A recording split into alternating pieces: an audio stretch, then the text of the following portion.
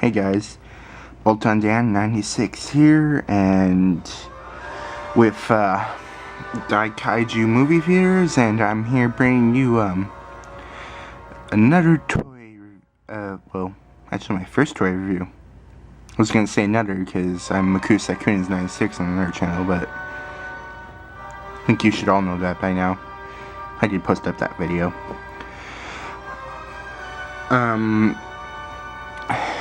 Yeah, and quick little note, when I said with the Kaiju movie theater, that's actually a new channel that I started up, but I'll explain that later in another video. I started up with 2 more other YouTubers, possibly 3 if the other one replies back and is up for it, but yeah.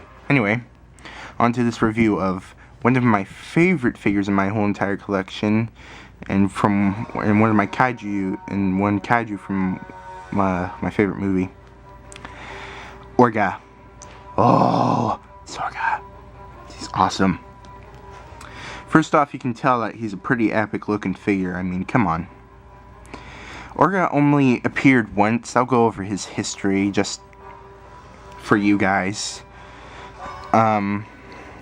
Basically, Orga, he was this alien in this UFO that, had sunk to the bottom of the ocean about a million years ago, and,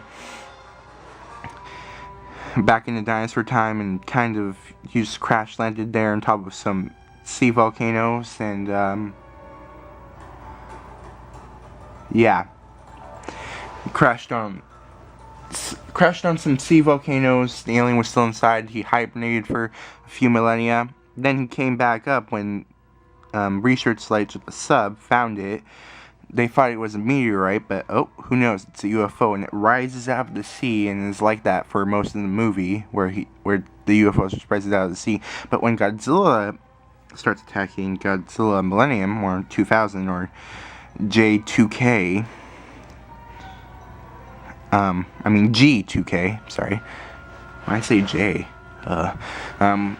Godzilla, Godzilla 2000, attacks, the military and stuff.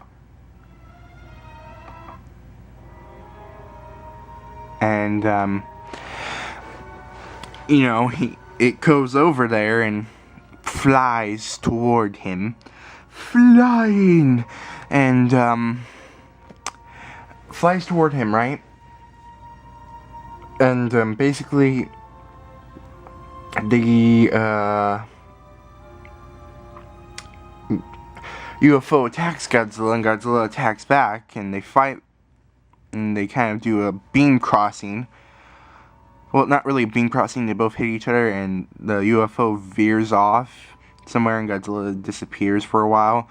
UFO, kind of lands in this center city area, like on top of this one building. I forget what it's called, but one of the tall skyscrapers that Tokyo has. If you've ever seen pictures of Tokyo or been to Tokyo, you know what I mean. Anyway, it goes on top of there, and Godzilla comes back, and basically this thing takes all the power and all the information on everything that the Earth has, and sent there to destroy it, like aliens always are sent to destroy things, and it finds that Godzilla is a key, or his cells are the key to taking over the Earth, so it transforms into this, Orga. It first starts out as an alien, just comes onto the ground, and then he transforms into this guy, Orga, and they attack each other and stuff, and the UFO was shot down, but it still works, and then Godzilla blew that up, and Orga basically attacks Godzilla and stuff, and they have a pretty long fight. Godzilla uses his heat ray, blows him up, but he has some of Godzilla's cells in him, and he just kind of regenerates. I think he did have some of his cells. I guess he's kind of like a Godzilla clone. Oh yeah, that was the story behind him. He was a Godzilla clone, being an odd one at that, and he opens his mouth real wide like at the end of it, and basically he starts eating Godzilla, absorbing, you know, his juices and everything. It's weird. It's like this little flower thing comes out of him and starts eating him and stuff, and almost succeeds to almost halfway down, and he grows spines and everything, grows green skin and stuff like Godzilla. But then Godzilla uses his atomic heat ray inside his mouth, and Orga's eyes get all wide, like, oh you know what I'm talking, like, oh blank. I might as well say, oh crap, you know. And gets blown up, and half his body's still there, but Godzilla roars into the air, and he crumbles to dust, and that's all that there is to Orga's history. So, yeah, that's his history for you. Anyway, let's get on to our articulation. He only has 5 points. The arms rotate 360. Contrary to what most of you think, they do rotate 360, if you know how to. And, legs rotate 360, but there's no point in that. There really isn't. And his tail rotates 360. Just like that. Oh, nice and smooth. Anyway, let's get on to detail. Detail is nice on this figure. I love the detail. I mean, you look at that. Right there on the arms and right here. Love that detail. I mean, look at this. It's superb detail. I like the detail on the claws. I mean, nice, big and menacing, proportioned right. And detail on the feet and everything, and even the bottom. Look at that. So nice when they do that.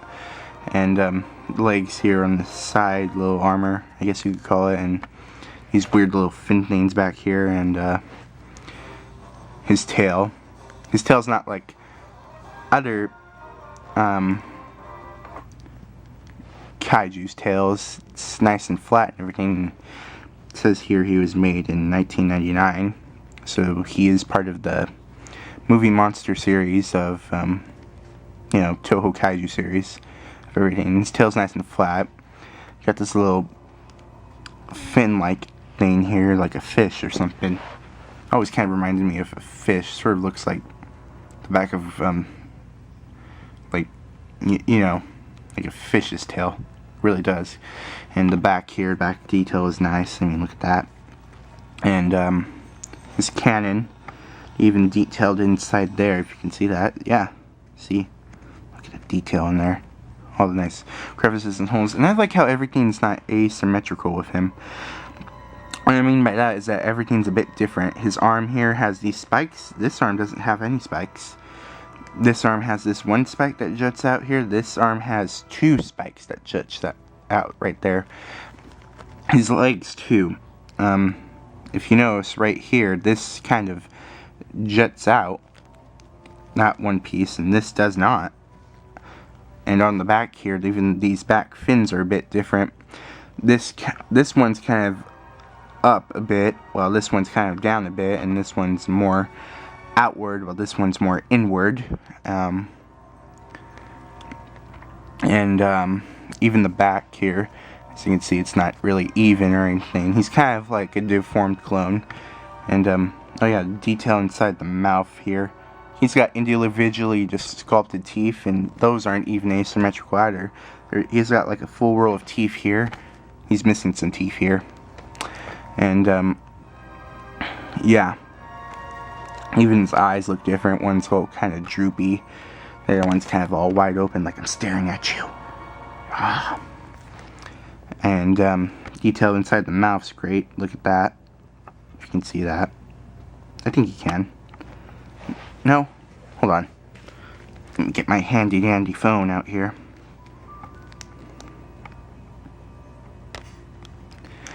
Can you see the detail inside the mouth now?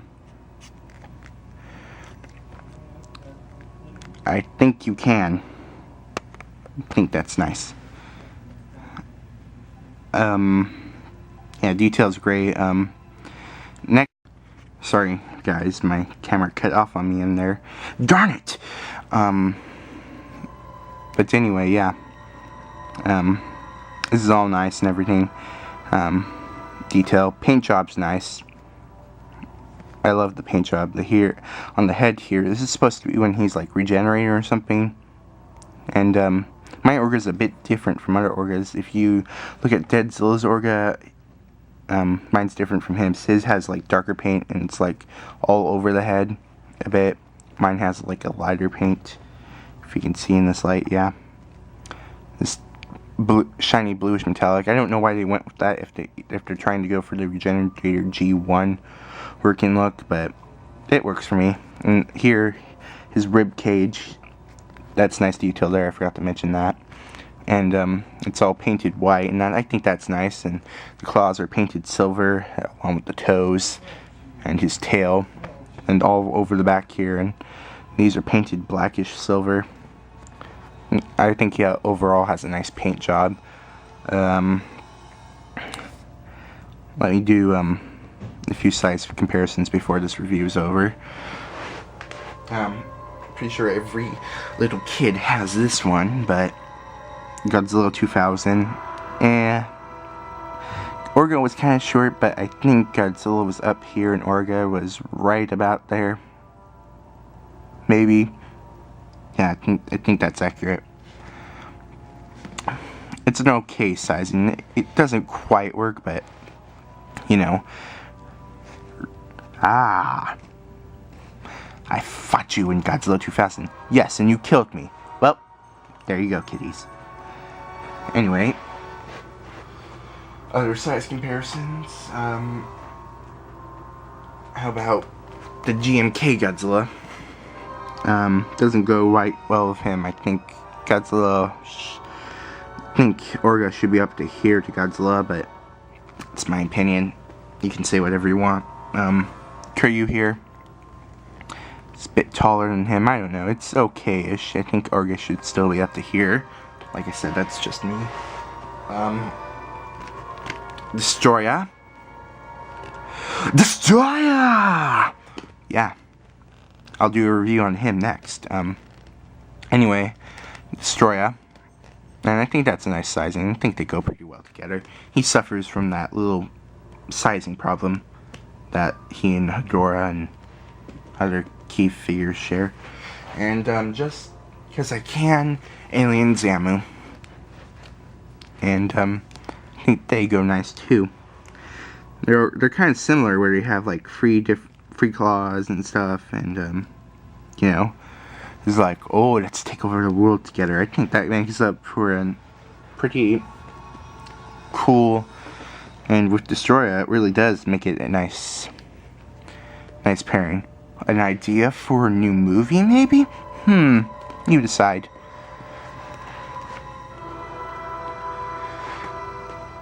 Anyway, yeah, this has been my, those have been size comparisons, and, my personal recommendations figure, if you're a Godzilla fan, get him. If you're an Ultraman or Gamera fan and you think he looks cool, get him. If you're a Godzilla fan, definitely get him, because he is important. He is the monster that faced off with Godzilla in the start of the whole Millennium series, and he always kind of beats synonymous with that. And yeah, I give him an 8 at, wait, no, not that, not an 8 out of 10. No, he gets a 10 out of 10. Why? Articulation's not as good as it'd like to be, but he's awesome. He's just freaking awesome. I mean, I love this figure. If you have him, you know what I mean. It's like, it's a figure you love, and it's like you have to give him a 10 out of 10 rating, no matter what problems he has. I mean, I just love him. God, I sound like a fanboy. I'm not a fanboy. Yeah, no fanboys, no trolls. Let it out. Anyway, yeah,